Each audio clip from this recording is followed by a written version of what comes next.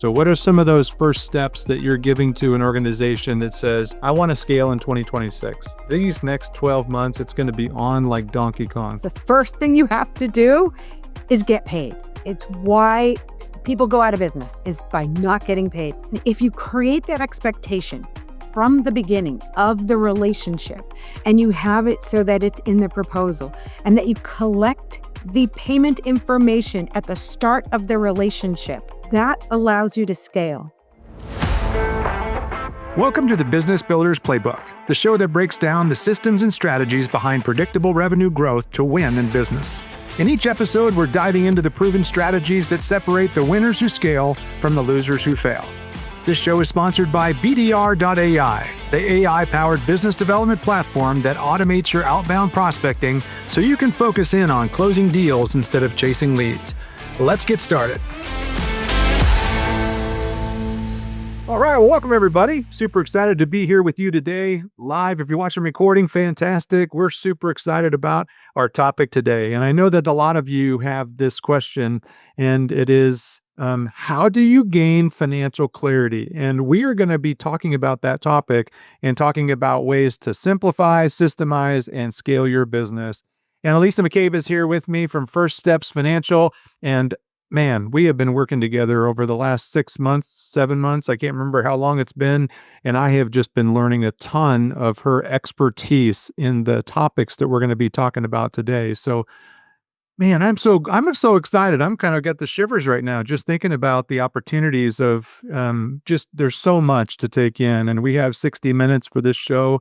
We're going to cover a lot of topics, but we're going to answer some very important questions. So please tell us a little bit about what brought you to the place that you're in today, doing this kind of fractional controller work that you and your team do for so many business owners and entrepreneurs, and what led you into that? So I come from a family of entrepreneurs, and I noticed that the thing that was missing for entrepreneurs was the financial side. They could be awesome at what they do, but being able to understand the financials, organize them, track them, and then be able to use them as like a gauge on your company and knowing when to turn the levers. So what's happening? How's the cash flow going? What's a budget? Things like that. Knowing like what your spend is going to be, knowing how much money came in. And it's things like that that got me annoyed because I was like, how can you not know this? And I saw brilliant entrepreneurs, people who are incredibly gifted, fail as a company because they didn't have cash coming in, because there was certain things that were missing in their company that led them to fail. And that is really what spurred me to say like, okay, I have to figure this out. So my husband started his company and I said, I got you. And so I started doing all of his invoicing and all that. I worked with his accountant. And then I just started slowly doing it for other companies. And then I realized that there was a huge talent pool available to me. There was women who were CPAs who had worked in accounting for 20 years but did not want to work 60, 70, 80 hours a week. So I brought them in and they worked for me part-time. I still have 2 of my original employees. And I'm just so excited that they're on this journey with me. And that was 15 years ago I started. So it's been quite the journey, to say the least, and incredibly rewarding. We have one of our first clients is selling their business. And we have been there and watched them grow to this, from this struggling situation, organizing everything, making everything turnkey. So then the sale price was at a premium because someone can just come in and step in and take over everything. So it's just Such a valuable service, and the fact that you are empowering women, and I know that you've been recognized and received some awards around just the work that you're doing there, and so excited to be able to display some of the experience and expertise and education that you have today.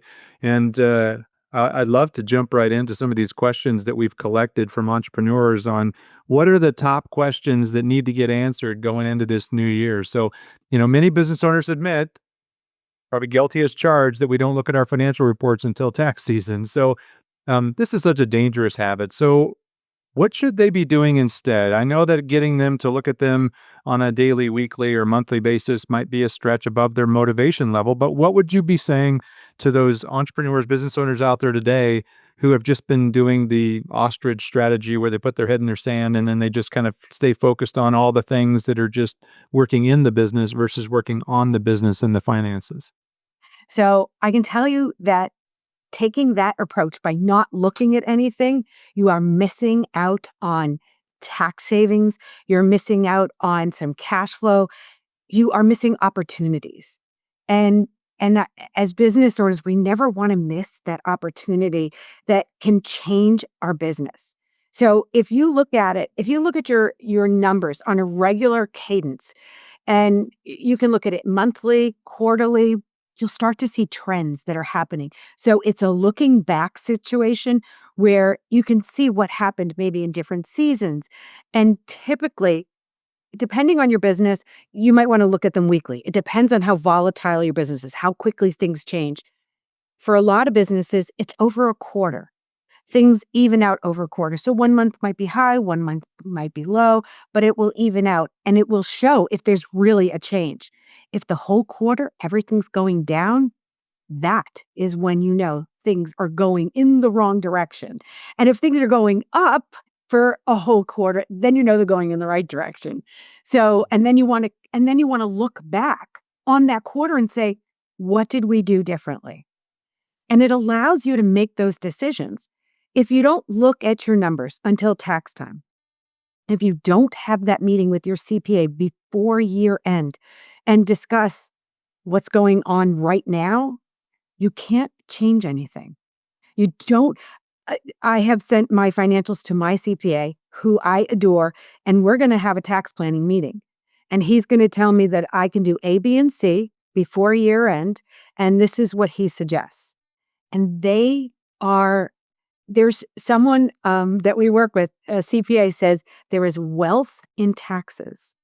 And so you've worked really hard all year. Don't give it away. There's no reason to do that. And there's lots of options to do that. But knowing your financials all year makes the biggest difference and allows you to take time and be thoughtful of things and not be rushed. So Yeah. So taxes might be considered to be a blind spot. What are a couple other, top areas that you find that most business owners, they just don't know what they don't know, or they can't see what they can't see. And so from an outside, outsourced fractional controller, your team comes in and shows them and exposes them to these blind spots. yeah, so some of the things that I think business owners they don't realize that they actually have this information in their financials. So their cash flow. They you can actually produce a cash flow going months out, knowing what you're going to or it may not be exact, but at least it can be a projection of what you expect to come in. Then you know how much money you're going to have to cover payroll, to cover your vendors. And having that information is amazing. Another one is knowing your profit margins. So many people, we worked with a client one time and they were doing $1 million in sales and they were super excited and we were happy for them too. Hitting that $1 million mark is awesome. But their profit margin was like 3%. And they were not in an industry that was 3% was the norm. 20% was the norm in their industry. So that was their blind spot. They could not believe it. Of course, when they came to the end of the year and they're like, "Oh, I have no money." They realized that, and so we were able to like go back in and start to look at their costs versus what they're charging their clients, and we actually were able to come in and reduce costs and increase their price, and it changed their profit margin. But knowing your profit margin is one of the biggest things you can learn. The other one, which I learned, is and this is a leading indicator for so many things. How much outreach do you have? And you're thinking like, is this in the accounting world? It is. So how many leads do you have? How much outreach are you doing? Because that number has a direct relation to your revenue. And you need to know that number. And it can be, in our EOS world that we're in, we run on EOS, we create a scorecard. And that's one of our numbers. And it directly relates to revenue, to cash flow, to profit margin. It actually relates to all those. And if you don't know that number, if you don't know how much outreach you have to do to land one client, that's a huge blind spot. So if this show is resonating with you and you're ready to take action because you want to scale your business faster, smarter, with more AI and technology and less labor, check out BDR.ai. We help entrepreneurs and executive sales leaders to automate the grind of prospecting so you can focus your time on closing deals and growing revenue where you should be spending your time. With AI-powered data, digital outreach automation, and done-for-you prospecting systems, you'll connect with more qualified leads, book more appointments, and build predictable revenue without adding more hours to your week or the week of your staff. Visit BDR today and discover how our AI Prospect Finder and digital BDR agents can help you to build your pipeline and your profits. Visit BDR.ai, where business builders learn how to automate and scale their playbook. You just mentioned something. I want to make sure that for those people that are not aware, just give a quick little overview to EOS, because you work and you support a lot of EOS implementers and integrators, and you work as a part of their extended team, kind of like as a kind of a go-to resource when they come into an organization that needs some extra support. So talk a little bit about EOS, and then talk about how you work with coaches and consultants who are advising business owners on what's early signs they can be looking for when a company might be in trouble or might need some assistance. Well, I'm glad. It's like my favorite subject beyond helping small businesses with their finances. So EOS is based on the book by Gino Wickman, Traction. And it is a system that you can run your business on. And it provides tools, and it is phenomenal because it works in every industry. It is industry agnostic, which I love because there's very, very few tools that are like that.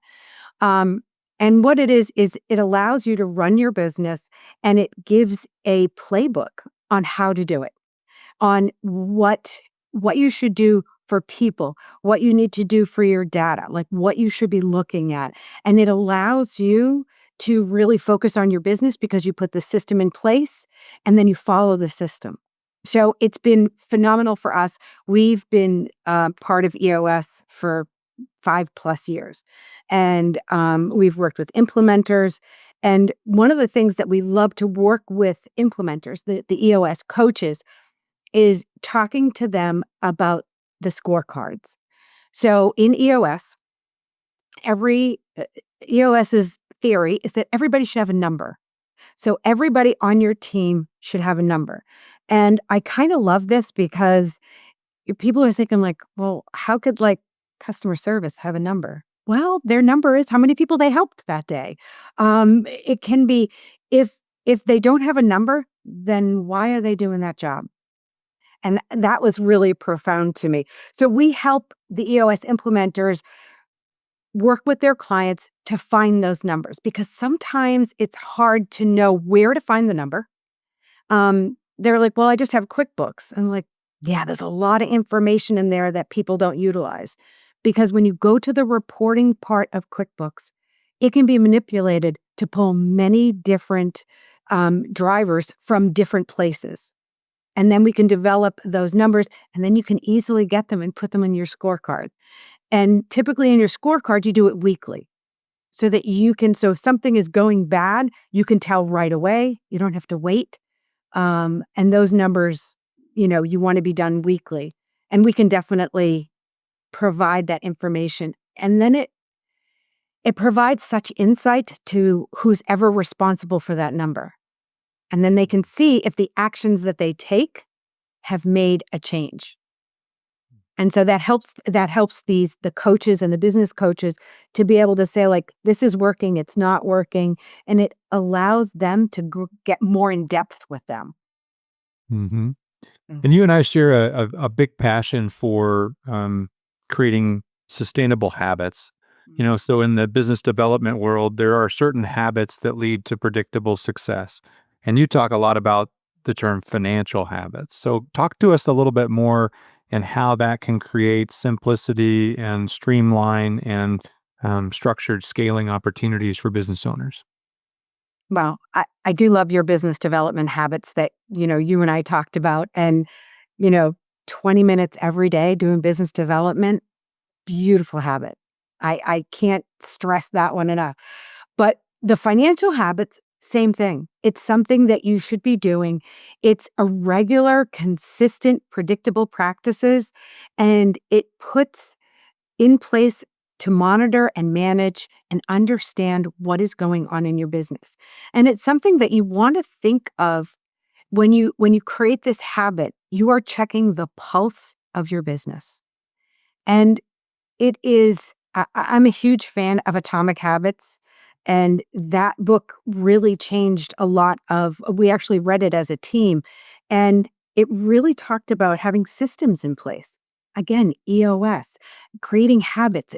It really comes down to the systems you put in place, the things you do on a regular basis, the things you pay attention to are the things that are going to grow and get better. So if you continue to look at your finances, you're going to gain control over them. You're going to feel more confident. You're not going to be afraid to look at them. Once you look at them on a regular basis, if you start to get comfortable, and again, it's uncomfortable at first. It is, I have to tell you, one time and this was our error, we presented financials to somebody in a spreadsheet and they burst into tears because it was so overwhelming. So we took a step back and we said, let's do graphs. Never had a problem since, but you have to get comfortable with it. And you have to start to be okay with looking at your finances, especially when they're bad, because that's Mhm. when you can make some serious changes. Yeah, I know that in the world of physical health, sometimes people think avoiding the scale is no news is good news. Well, we all know that if we don't get on that scale and kind of get an idea, or at least we don't get some form of a checkup, um, we oftentimes are going to have problems, and it's going to be very painful, and we're going to drift into those unhealthy lifestyles that are going to cause us to have premature death or other types of things. And so the same thing goes for our financial health. And so when it comes to just driving day-to-day decisions, there's things like accounting tasks and controller level oversight and strategic financial insights that you've recommended as almost like preventative measures that create optimal financial health and well-being. So talk a little bit more about that. So there's things that we can do in a company that I highly suggest everyone does. And some of those things are tasks and controller level oversight that everyone should have in their business. And one of them is fraud prevention because you can catch fraud if you are in your books on a regular basis. So I'll tell you about a situation that we had. Check fraud is rampant. If you don't have to write a check, please don't. It is horrible. We had a client who had special checks that had like this special signature thing on it. It still got washed and written. Someone took $30,000 out of their bank account. And the reason why it got caught is because we were checking the bank account. We went into their QuickBooks file, we updated it, and we saw $30,000. We immediately called them because we weren't expecting it. We're watching the financials every day, making sure the invoices are going out, making sure bills are getting paid. And we called and said, "What's going on here?" And they said, "Not us." So they were able to call the bank, and the bank told them, had they not found it within 24 hours, they wouldn't get it back for 6 to 8 weeks. How many small businesses would go out of business without that $30,000? What if you had to run payroll that day and you don't have the money to pay it? So small daily tasks are, reviewing your books, making sure things are happening in there.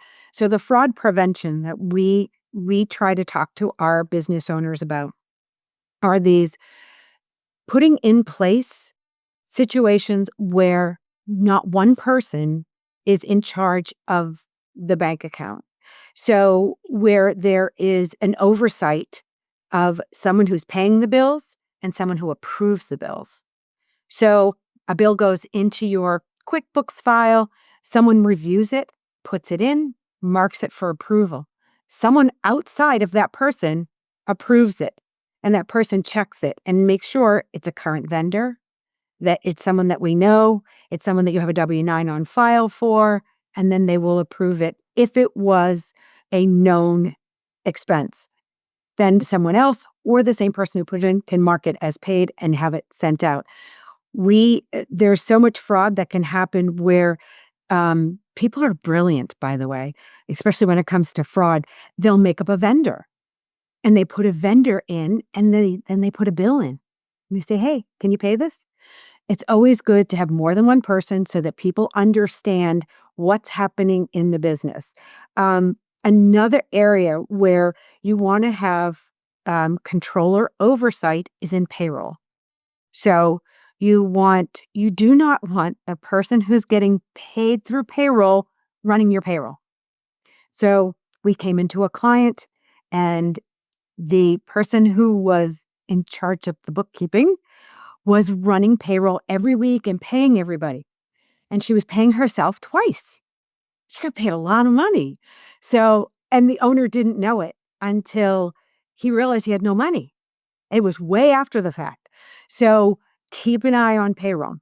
And when you do run this payroll, people are very clever. We had another situation where the person was running payroll. The business owner was overseeing it, but the person who was running payroll, and she was on payroll, only gave her a certain report, and it just showed salaries. So the business owner was not aware that she was putting in $1,000 reimbursements every payroll for herself.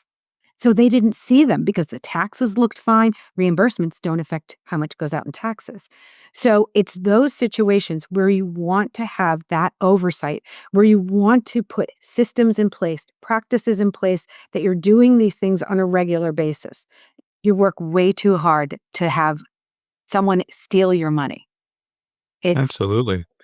Yeah, you're just running through, and I know that we have a lot of those checkpoints as you're talking about those scenarios. I was like, yep, we've got that in place. So yeah, so that's a great strategy. But what other types of tools and dashboards are you recommending for business owners to want to have real-time visibility into their financial health? So we highly recommend that everybody has a CRM system, which people are like, that's not a financial system. It is. There's gold in your CRM system. But what it helps us to know in the financial system, and we highly recommend it, and we come across this often, that people have many systems. They might have HubSpot as their CRM, and then they might have another site where people come in through, like a website where they're purchasing things. So there's many different sites. You want your accounting system to be the source of truth. We have companies that have memberships and then others that do contributions, like for nonprofits. Again, you want all the information in one place, in a central location. And we highly suggest it be your accounting system because that will capture everything. It captures your payroll and your income and all your expenses, whereas some of these other sites only capture one side of it.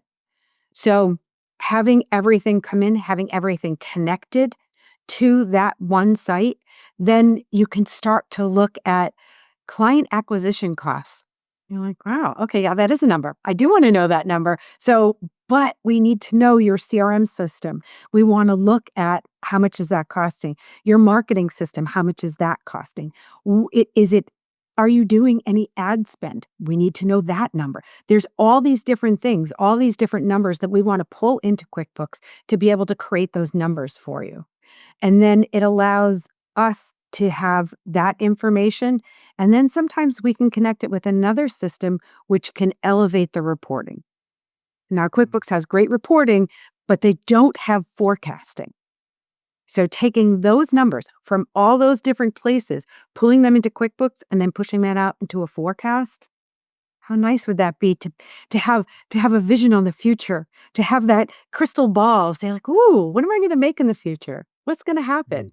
And being able to have all those financial systems, the worst thing that you can do as a business owner is to look at your bank account to figure out how much money you have, because it's not accurate. It doesn't show what's coming soon, and you don't know that. You might look and say, I have X amount of dollars today, but payroll's coming out tomorrow, and the credit card's being paid in 3 days. And then, oh, you have a client that's paying into it. So you don't know what's happening when it gives such a narrow view. And I know it's a hard thing to stop looking at, believe me. Yeah. Well, I know that, we're talking about financial clarity for growth, and you've talked about a couple of different ways to simplify and systemize things, but let's jump into the scale side. And as we go into that, you talked just for a moment there on CAC, or client acquisition costs. And I'm kind of curious about when you're taking in all of the numbers that go into acquiring a client. You even mentioned the idea of people's time. So how are you tracking the time into the equation is it salaries? Are you looking at a percentage of salaries? So if somebody's doing a certain amount of business development time in their work, you're going to take a portion of their salary and divide it into that, or? I don't know. Do you want to come work for me, David? Because Are you looking for help? you're getting all the answers here. I feel this is great. Yeah, it depends on where that is. If they're salaried, yes, it would be a portion of their salary. If they're hourly, it's how many hours it took them to work on this, or how many hours they're dedicating to that part of the business. If you hired a marketing firm, we're going to take in a portion of the money from there, of how much you're paying them. We're going to pull that information in. Are you doing Google Ads? And what are the numbers in Google Ads? We're going to pull that information in. So it depends. We come in and we look at the whole picture, because client acquisition costs are very rarely just one piece of information. It's usually several sources, and pulling all that information is when we're talking about that extra reporting that you can do. And there's other programs that are amazing to it. And knowing those numbers are going to help you scale. Because if you know how much your cost is to get a new client, then you have some costs built in already, and you can start to budget on how many clients can I afford to come in, and what does that look like? How many clients do I need to bring in to cover my costs? You start talking about the margin that happens between that, and wait a minute, maybe I'm not priced correctly. So it leads to secondary questions. You mentioned scaling, and I have to say this about scaling, because something that we want to help our clients, and we want all small business owners to understand about scaling, is that you can't throw people at a problem.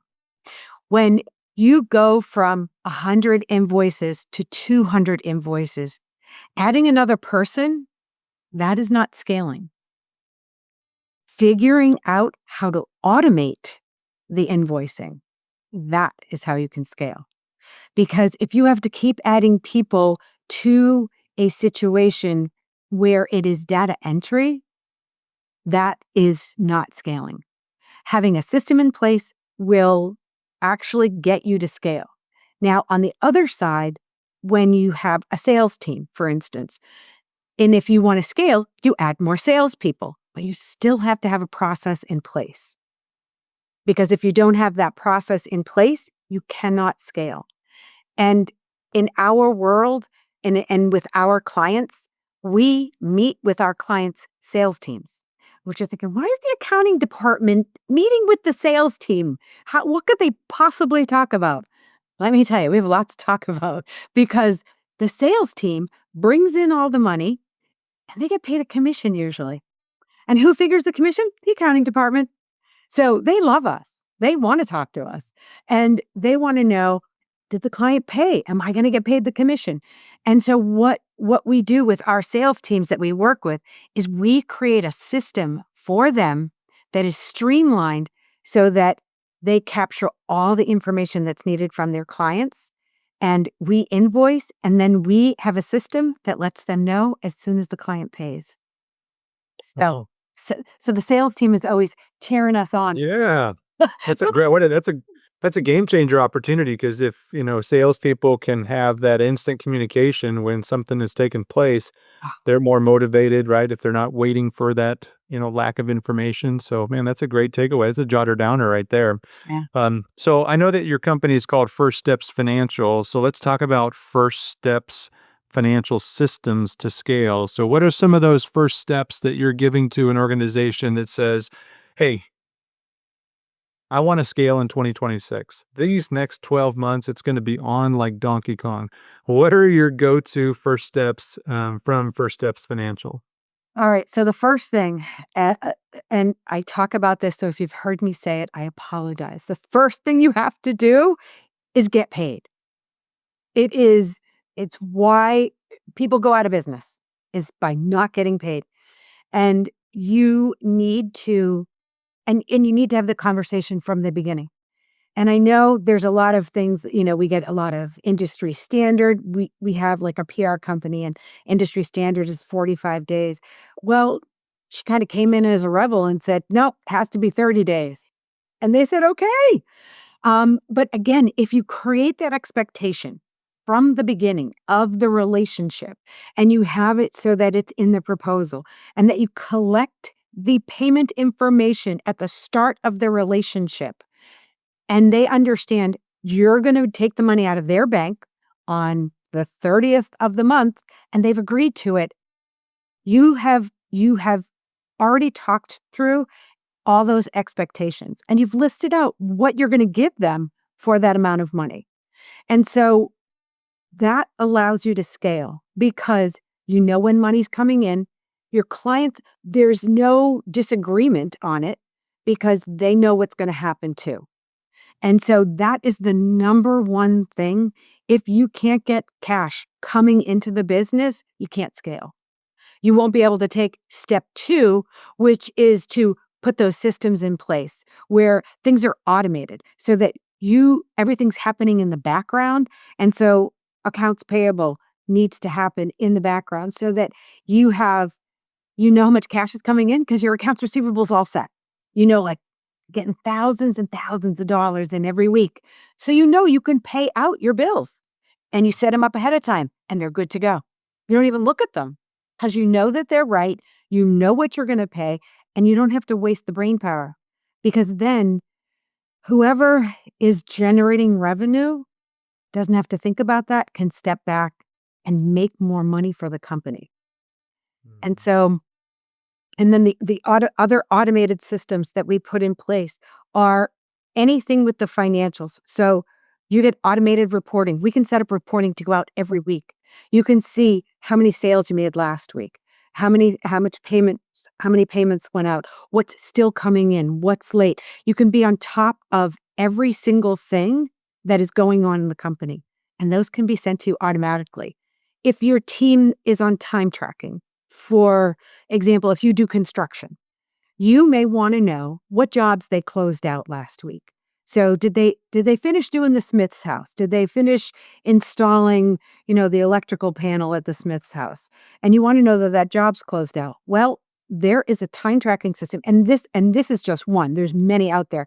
There's one inside of QuickBooks, and it's called QuickBooks Time. And it can go on anybody's phone. So if someone in the field who's working at a job, they can check in at that job and check out. And their payroll time gets allocated to that job.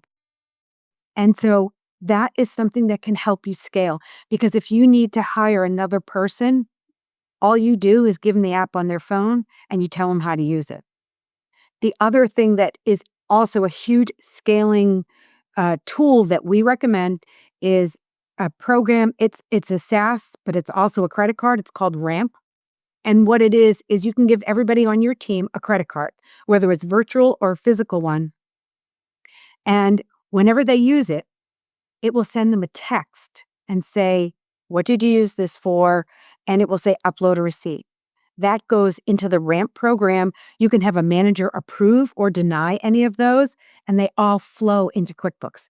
It is an incredible system, and I am the worst at keeping receipts. And when I go buy gas with my card, it sends me a text and it says, it looks like you just bought gas with this card. Please confirm. I say, well, thank you. Because it allows you to not save that space in your brain to remember these things. And that anytime you can take a system that is data entry and automate it, it allows you to think about how to grow the company, how to scale it, and how to bring more revenue in, how to train more people to do certain jobs that need to be done. So those are just some of the things that we highly suggest that people do right away when you start your business. That's so good. And I've been playing with these words, with having conversations with some of our clients and prospective clients. And it is the 4-word process is first is validation. So validate that you have a strong process or standing operating procedure that you know is going to give you the desired outcome that you want. So validation's first. Second is to automate. So if you can automate something that's a repeatable process that is taking up time, energy, and effort of a human being, and you can use AI or some form of technology and automation with consistency in your outcomes, automate it. And then the third one is delegation. Delegate it to somebody who can actually manage the automation in the valid process that you've already proven out. So that's where, handing off some of these responsibilities to an organization like First Steps Financial. Now you can free up more time and energy and effort for the current staff to be able to do things that maybe they haven't been getting time to do, or maybe give them a better quality of life and give them more time off, which that could be you as the business owner, CEO, is that now you've delegated these things out. And then the final one is escalation. Escalating to a higher level, scaling your business, not just adding more cheeks and seats, but adding more revenue, more profit margin. And, we're big fans of fat profit margins. And if your profit margins are not fat, if you're on the skinny mini version and you're below industry standards, then having that audit, having that conversation with an organization like First Steps Financial is going to give you that clarity of how do we fix that in 2026. And for most people, it's fixable, wouldn't you say? Or would you say that there's people that you could definitely say, here, take the pulse. I'm going to declare this business DOA. So it is. Look, we're ever hopeful. I truly believe that all businesses can be helped. And you said all the things like automate, elevate, and delegate and elevate. Like all those things are such keywords to keep in mind. And I don't mean to be, be a downer, but it's an ongoing process. So that's one of the things that we love to do is we set a process in place and it's automated and we're in charge of it and we're looking at it. But you have to revisit it because things can change in a business, things can change in technology. So checking on that automation and making sure that it is as efficient as it can be. Because if I set my automation to what I did 15 years ago, there'd be a lot of things I'd be doing by hand still. So, you have to keep up with, and our company is, every month we do continuing education internally, and we bring in an expert to teach us something new. And we actually have everybody in the company is required to do a learning webinar once a month. And that is something to go out and learn a new software, be on a thought leader's webinar so that we can learn more, so that we can be on the cutting edge, so that we can come back and revisit these automations and say, how can we make it better? And we are constantly thinking like that. And I think as a business owner, most business owners are already thinking like that, but maybe in what they do best. And so we're in the background thinking that too. And as a business owner, delegating is so important. I have met people and often I talk with lots of business owners and you and I have talked about this, about people who are doing everything and they're stressed and they are worried about passing something on because it's unknown. And you worried, like, what are they going to do with my baby? It's like, I put a lot of effort into this. I can't just like hand it to you. You would check out a babysitter, wouldn't you? You wouldn't just like toss it out there. So so if you are going to delegate anything, check referrals, do an online reference search, find out anything you can about who you are delegating to. If you're delegating internally and you're just not sure, then walk through the process with them. Some people are capable. In EOS, there is something GWC, get it, want it, capacity. And sometimes the capacity is not a time thing, but a mental capacity thing. Some people just can't grasp something, and that's okay. Because there are some people who take it on and will look at it and see more than you do in it. So take your time when you do that delegation. Make sure it's done well, but do it. Just take that leap of faith. Just know that people are going to do well for you. Yeah, and something I learned just in the green room before we started this whole presentation was that First Steps Financial can come in as a support to your existing team. So if you already have somebody that's doing certain aspects of this, but you want to scale and you don't necessarily want to get rid of that person because that person's fulfilling a responsibility, then add to that person. And you can use the idea of a fractional controller with First Steps Financial to come in to provide some of the higher level financial insights and expertise and confidence and strategy, while the person that is currently doing some of these financial responsibilities for you, whether it be a spouse or a staff member, multitasking and doing multiple different things, they can support that person. Then you can also hand off some of that oversight and accountability and leadership to First Steps Financial to come in there as a fractional and help you to lead the organization. So let's talk a little bit about financial clarity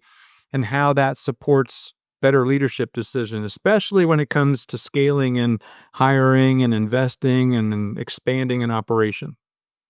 So one of the things that we are incredibly proud of is being able to show financials to our clients and have a real discussion about what is going on in their business that they may not realize. We have a client that's been with us for a long time. And when we first started working with them, we ran some numbers and they didn't have financial clarity before this. They didn't know if they were making money. The business owner was putting lots of money in the business, so he assumed he wasn't making money.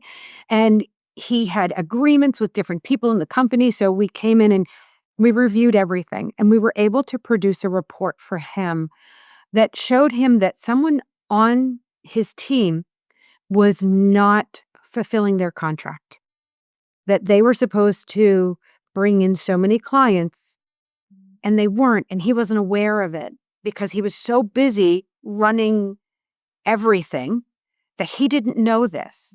And so when we brought it to his attention that, look, there's supposed to be an equity of all these people bringing in revenue, and this person is far below where they're supposed to be. It allowed him to have a conversation. The person instantly said, "Thank you. I'm still lost, and I didn't know how to come to you with it." So this person would have gone on, and it was sucking the money out of the company, and nobody knew where the leak was. So financial clarity helps you find the leak of where money is going.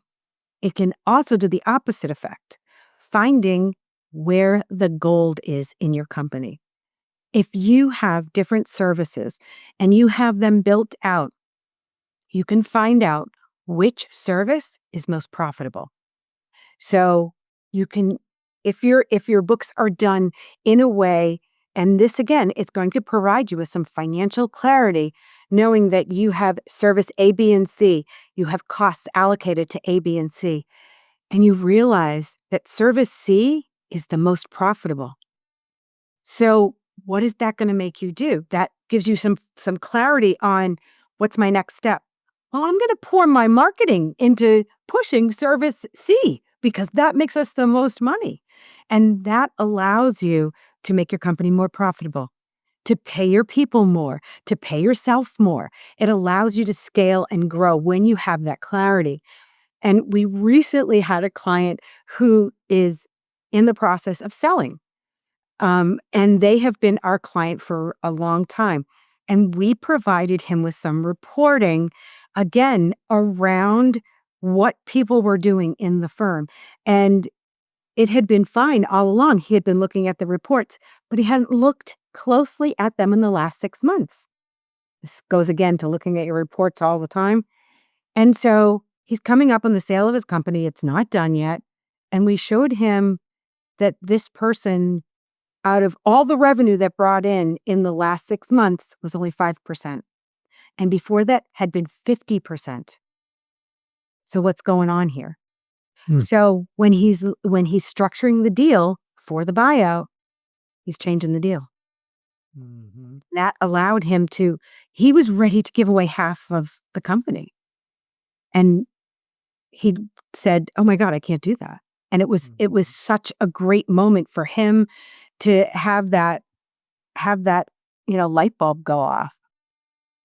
Yeah. Well, there's a lot of people out there that, they know that at some point there's going to be a decision to sell. And so, for those that are thinking about their exit strategy, whether they're thinking about exiting the org chart or whether they're thinking about exiting the actual company altogether, what are some of the key financial habits or strategies that make a company more attractive to investors and buyers that they can be more attentive to over these next few months or years? Oh, I'm glad you asked, because I think there's some things that we forget as business owners, and there has to be an end game. As much as we may love what we do every day, we have to think about what's going to happen when we don't want to do this anymore. What does that look like? And be preparing for that. We work with a lot of exit planners. And one of the things they say is you should be looking 5 years before you want to leave at certain things. Some of those things are, how do sales come in? Do you have a system set up of how sales come in? If it is reliant on the business owner, if all the relationships of all the sales that come in are the business owner's relationships, the business is not worth a lot. 2, you have to have systems in place that don't rely on one person. Even beyond sales, there's so many other systems. We were working with a roofing company, and a very high level company. And in their office, they had a bookkeeper and an office manager. The bookkeeper retired and the office manager passed away. Nobody knew how to do anything. They literally didn't know how to get into the computer to look at the accounting software. That's how bad it was. So in a situation like that, you have to have everything documented.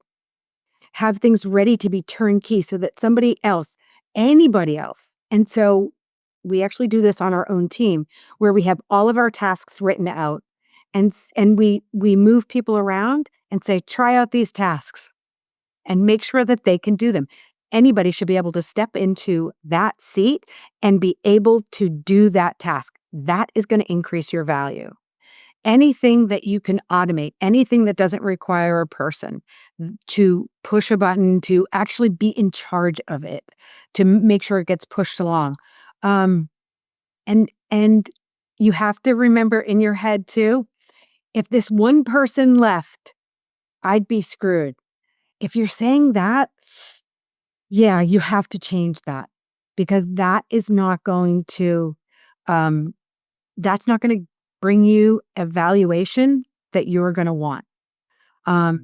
We had a client years ago and they went out of business after this, but we were helping them get their systems automated.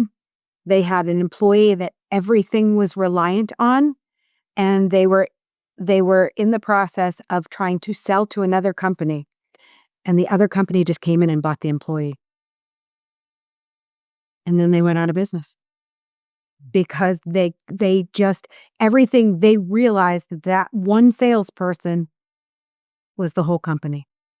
So you're hedging your bets, like you want to protect yourself. You get worried about people stealing your company or things like that. Delegate and elevate. So it's, something you can talk to your people about doing is you're all in the same boat. And so, this boat can move fast if we're all rowing in the same direction and everybody has a piece of it. So those are some things that will definitely help you to increase the value of your company. And it will also get your company sold faster. So just so you know the statistics on it, I was at a recent workshop for people who are selling their company and people who are buying their company.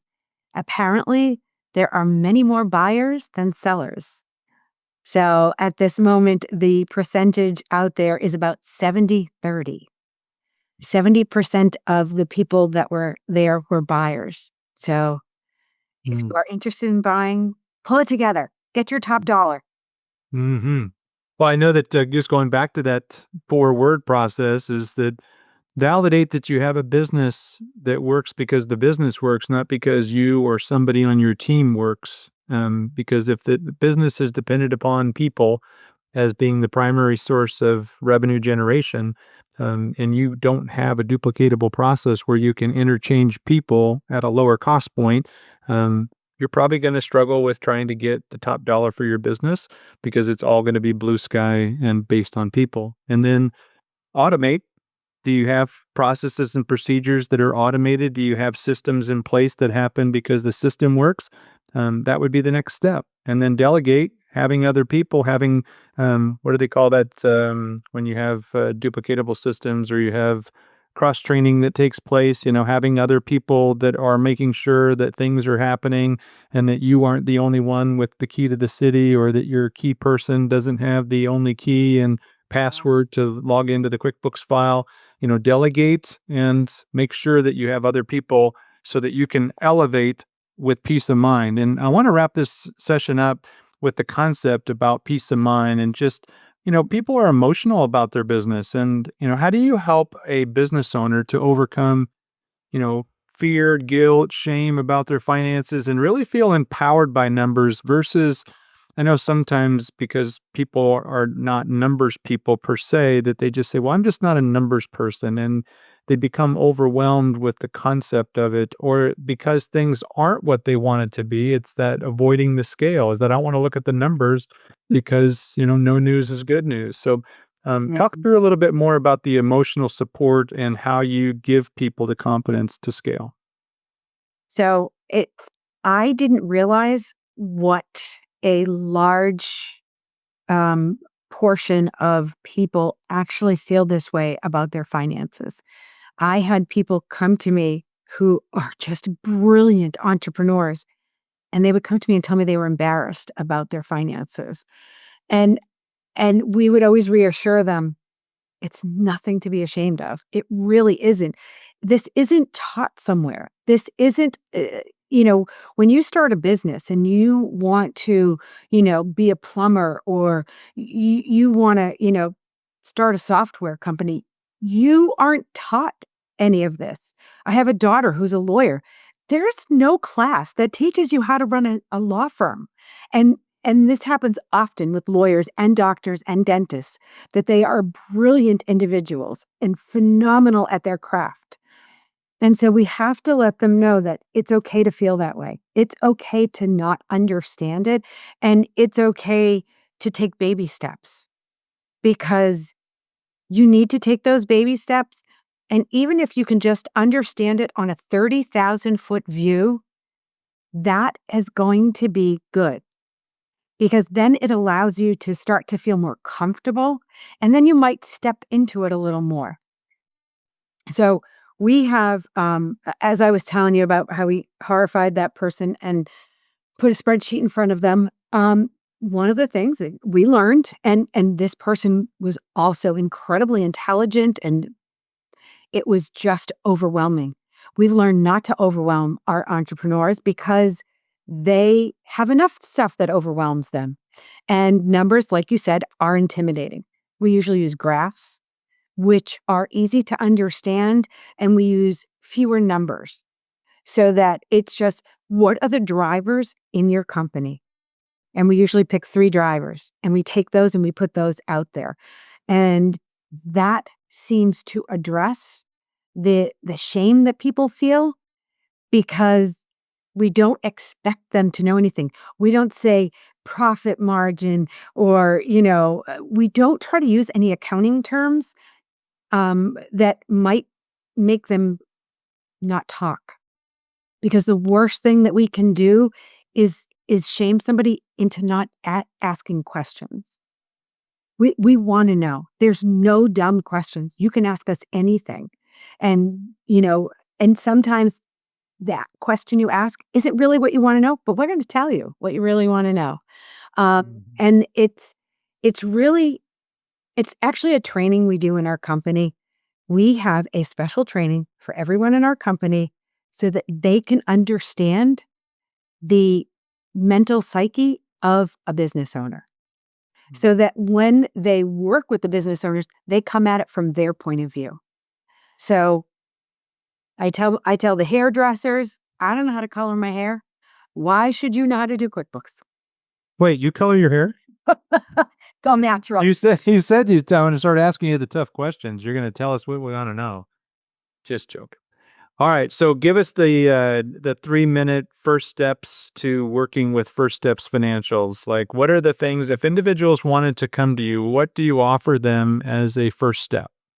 Okay, so if somebody wants to work with us, the first thing that you can do is feel that you can be open with us. If you're a service-based company, if you are not clear in your financials, if you know that things can be done better, you can reach out to me directly, Alisa@firststepsfinancial.com. Put time on my calendar. I have a calendar link that I will share with you guys. And what you can expect is a great conversation. And as David will tell you, the first time we met, I don't think we talked about anything financial. What we do is we talk about, where do you want to be? What do you love about your company? How'd you start your company? We want to know you as the person, because then we can build a system that fits you and fits the goals that you want. And we'll take care of all the technical side. We will show you what you want to see in your business and allow you to help make great decisions and not to be overwhelmed with this side of your business. So that's where we come in. We come in as the bringing peace and calm of mind. And Very nice. Well, I think that we need more of that in this world. So, Alisa, thank you so much for your time. And I hope that everybody enjoyed this session on how to get more financial clarity for growth and how to simplify, systemize, and scale your business. And as I think it was Confucius that said, a journey of 1,000 leagues begins with a single step. So take the first step, reach out to firststepsfinancial.com. And Alisa and her team are built to scale. They can handle the capacity that you bring to them. So if you have a big project, they can help you at whatever level that you're ready. So thank you so much, everybody, for joining us. It's been a pleasure. Let's go out there and continue to build out our business builder playbooks and scale in the year to come. Thanks, everybody. thanks, David. Thanks for tuning in to the Business Builders Playbook. If this episode gave you some plays that you can start running in your business today, hit subscribe and share with another revenue leader who's tired of the pipeline grind. Building predictable revenue isn't something you figure out alone. Whether you're looking to automate your prospecting with BDR.ai, or you just want to talk through the growth challenges you're facing, reach out. We help business leaders just like you to build systems that actually scale. And if you're ready to stop being your company's highest paid prospector, let's have a conversation. Reach out to us at bdr.ai. Until next time, let's keep building.